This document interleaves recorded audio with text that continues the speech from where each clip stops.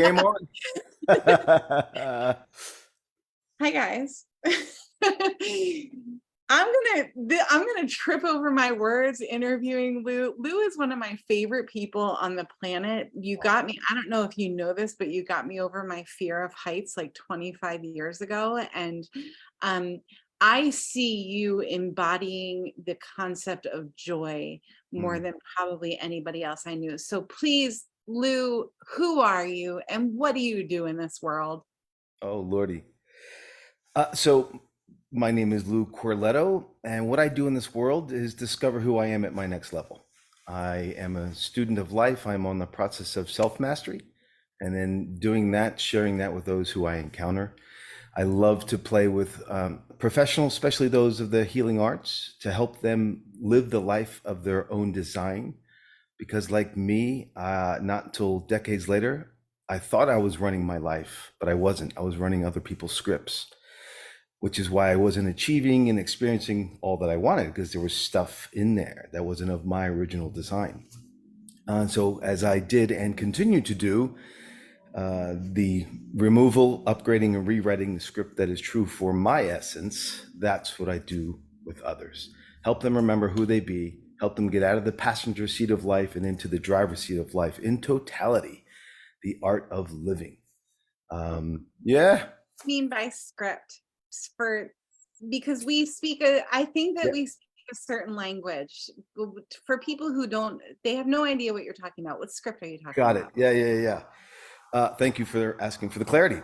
So, in this context, anyways, script would be the stories that we run, and those stories either set us free or trap us in limitations of belief, or trap us in hell, if you will, because we buy into them. I am, I'm only allowed to achieve this much success, or this much joy, or this much happiness, this much freedom. Versus, people talk about, oh, abundance, abundance, but how often are we actually living into that in its totality versus just a mental construct, right? And I find it's the scripts that create the limitations, because we live into them, right? Whatever. So in the providence of the mind, whatever we believe is true or on its way of becoming true, even if it's not actuality.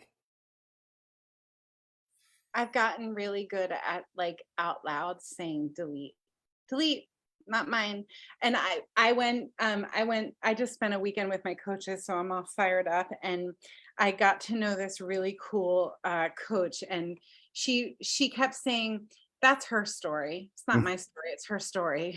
Right. So um it coincides. So what we're doing is we are trying to create a ripple effect of joy through wellness practices all over the world. That's what I'm on a mission to do. I have this need to find the coochie coochie coo spot of all of the grumpy people who have the doctor before their name or before whatever, right? I want to make sure that if somebody's hands are going on somebody, if somebody is giving a prescription or some kind of a commitment to a patient or a client or a practice member, that they're coming from a place of joy. Mhm. Because if I can do that from this seat in New Jersey, screaming from the rooftops virtually, be in joy, be in joy, be in joy. I can sleep better at night knowing that I've done my little part in making this world a happy, more joyful, more centered place, right? So we're doing a whole TV show, and it's called the Practice Joy Show, and Lou is one of the people who is going to be on the show. Lots of really amazing people. So tell us what makes you an ambassador of joy. Thank you.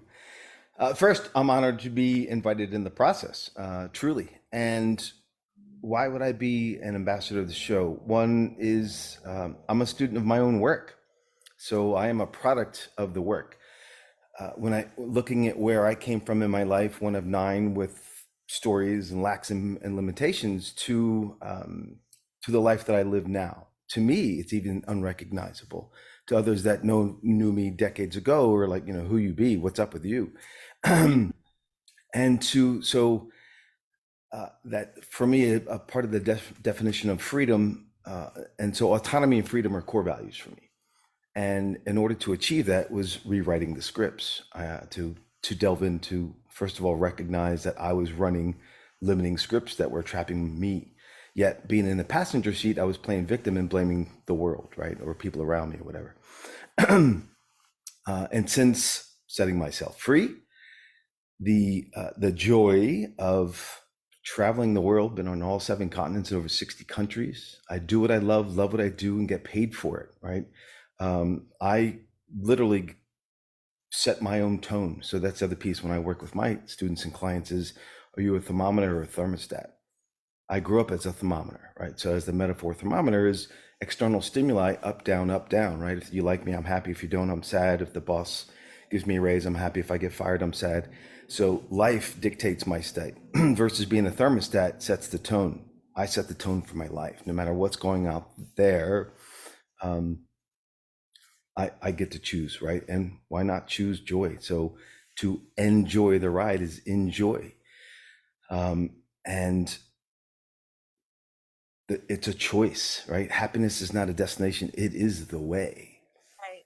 right? And so I choose to be around people that I choose to be around. Like the old days, I had to be around anybody. Or no. It's I get to manage my environment, right? If not, my environment manages me. And so back to taking full ownership of life. And as you described, of when people are interacting, especially practitioners, if you're not doing it from a place of presence and joy and honor and respect, that affects the interaction of you with that person. Yeah, it affects I mean, not only does it affect the interaction, but it affects the DNA of the person that your hands, like if you're miserable and your hands are on people, you guys, you're creating a ripple effect of that misery. Anything that we exude, that's what, when I go to my office, that's my happy place. Like that's where like the rainbows and unicorns hang out. Literally, I have rainbows and unicorns and butterflies all over the place. And people just walk in and they're uplifted, and then they go to the dry cleaner and the supermarket and the school and the PTO meeting and all of the things. They're exuding that joy. It's like they're shedding joy, right? So what do you want your people to be shedding? It's up to us, right? It's up to us to, I've got naysayers left and right, and the more of a platform I stand on, Lou, the more I have people pointing at me saying, you're not good enough, you're not smart enough, you're not happy enough, you're not authentic enough, you're not strong enough, you're not this enough, you're not that enough. And you know what? I can listen to them, or I can lean into the voice that the people like you, and the voice that says, you can do absolutely anything you put your mind to. So let me go to question 3. What do you think is the missing ingredient to a joy-filled practice experience, a joy-filled life? What's missing? Ah, for me, I would say the essence of that, the foundation is getting clear on who you be and living into it. Having the courage to stand true to yourself. What are your core values? What do you stand for? Not quietly, all the time. Be congruent to who you are and show up in the world, period. Definitely in the practice, or however you serve. Um, and plan a flag, because as Jody just said, the more she stands, the more the stuff comes, and that's what causes people to want to sit back down, because fear of judgment, acceptance, fitting in.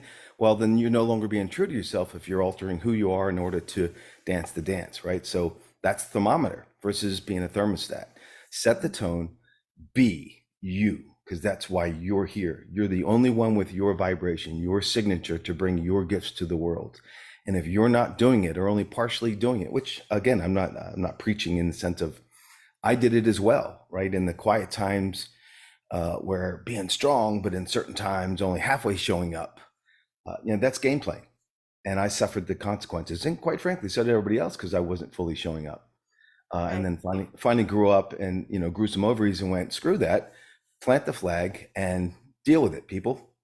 I love that vision of planting the flag. And when I met Lou, you guys, I was in chiropractic school. I was smoking. I was probably 40 pounds heavier than I am now.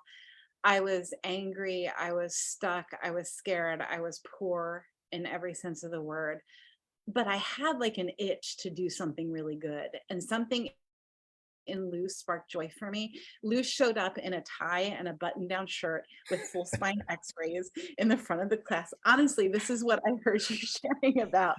And then I watched you fell in love with the same mentor that I fell in love with, Dr. Sue Brown, and we shared a love for Sue.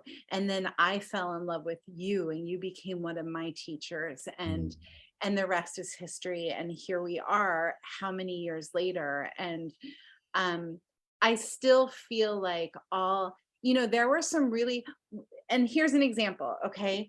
We're in the middle of the mountains in Colorado. I have such a fear of heights. You guys, think it's like thinking about going to the dentist. I could think about starting a hike and I would start sweating. That's how scared of heights I was.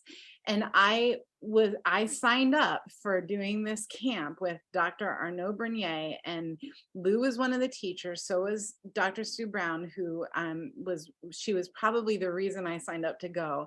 And we climbed up this mountain. Not only did we climb up the mountain, Lou walked us through hanging off of the mountain.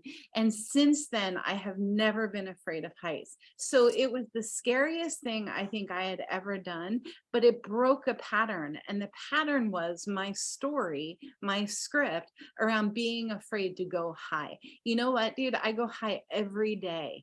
Every day I do things that I'm scared to do. And every day I have people saying, you're not going to make it up that mountain. You suck. You got the wrong shoes on.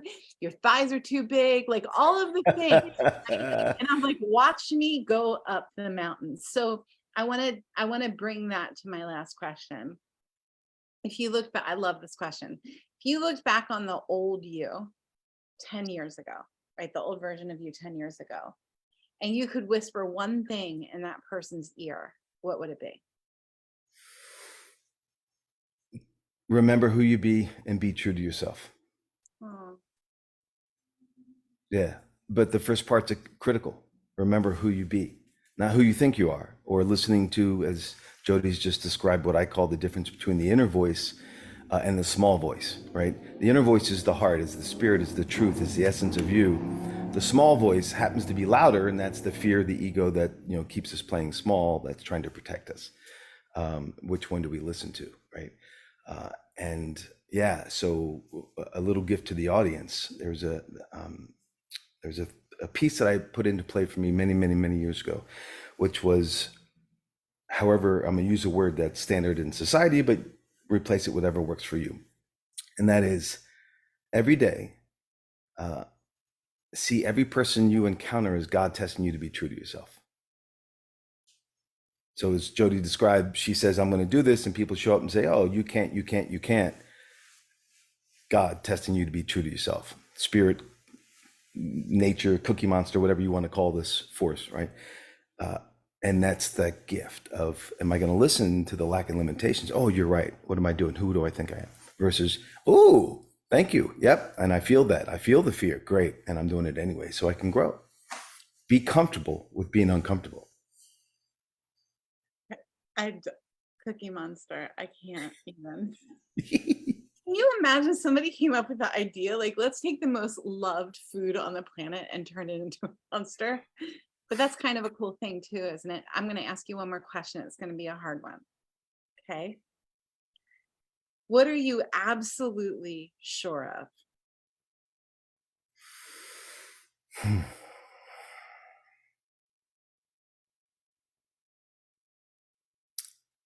I am love.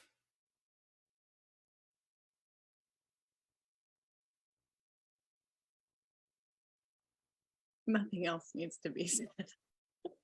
I love you, Lou. I love you too. All right, you guys, come join us on the Practice Joy Show. Just drop something below. I can't even talk after hearing that. Did you guys feel that? Can you imagine if you stepped into that place before putting your hands on somebody? That's where we should be every time that we serve a massage, an adjustment, a physical therapy session, whatever it is that your craft is, a psychotherapy session. Step into that place that Lou just came from when he said, I am love. And if you can't feel it, play it again. Listen to where he was going with it. Feel where he was with it. Play it again and again and again until it becomes you. Mm, All right, buddy. I love you. Thank you. love you too.